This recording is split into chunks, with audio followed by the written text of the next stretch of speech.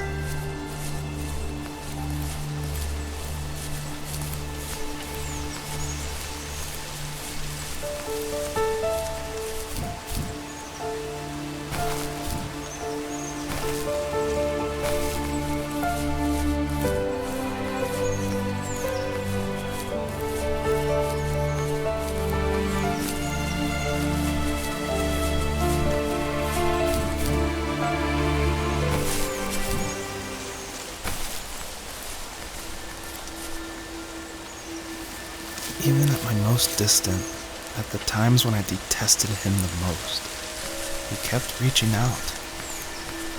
For a year straight, he asked me every week when we were going camping. I thought he was just dense. Eventually, to shut him up, I agreed. We carried out the worn lawn chairs from the garage and set up a cinder block campfire at the site we had always used behind the house. We walked down the mountain path, talking in the warm sunshine we only got a couple months of the year. Those 3 obsidian rocks shimmered alongside the shore, almost like sparklers pressed against a dark window. I'll never forget that wet stone on my feet, or how those massive mountains looked even bigger in the lake's reflection. I felt small, but grateful. As the sun set, my dad found something I hadn't seen for a long time. The tree where I'd made my first carving when I was 6. I hadn't even carved it. My dad had helped me, but I still called it my tree. Something about seeing my name there made me open up, and we talked about everything that night in that old camouflage tent. I told him how much I loved sketching and design, and how it would be a dream to study architecture in Seattle. I told him how I didn't get along with my friends much anymore, but that I didn't mind being alone. He told me he was there for me, and he joked that if all he had to do was write my name on a tree to finally get me to talk, he would have left me carved logs with novels on them in front of my room every morning. I don't know why it took me that long to realize it, but it was then I knew how much he had sacrificed for me.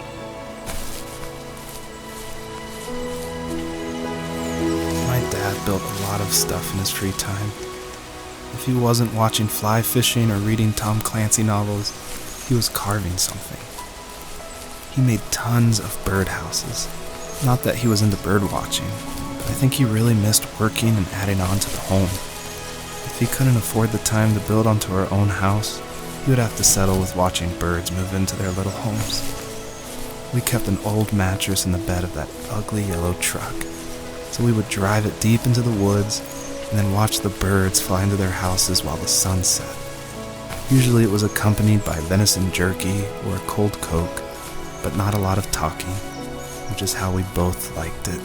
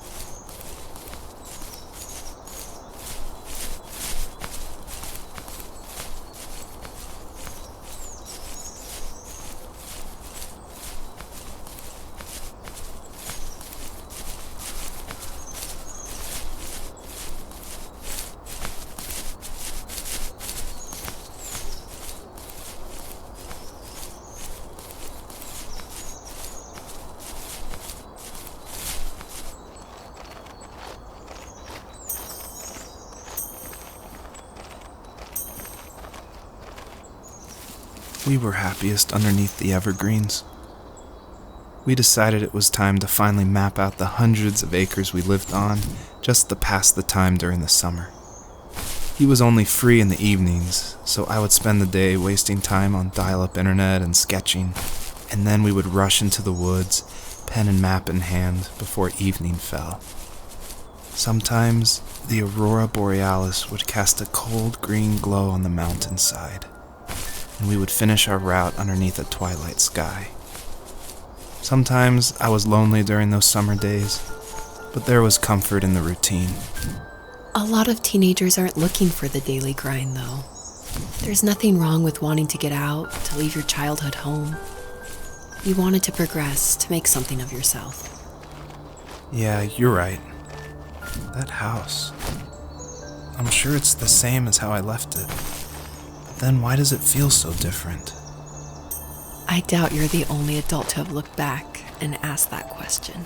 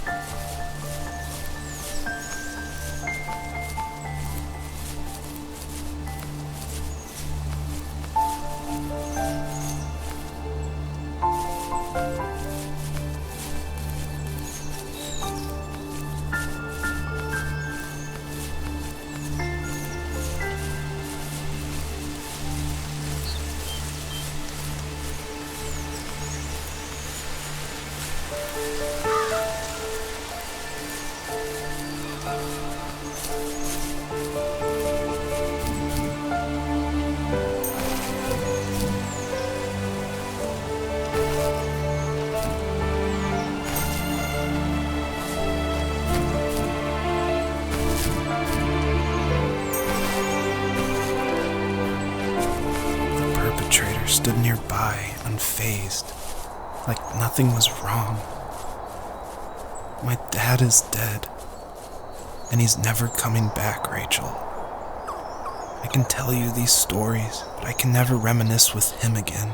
He can never hold a grandchild that we'll probably never be able to have. I can never talk to him again, and I'll never be able to say I'm sorry for everything.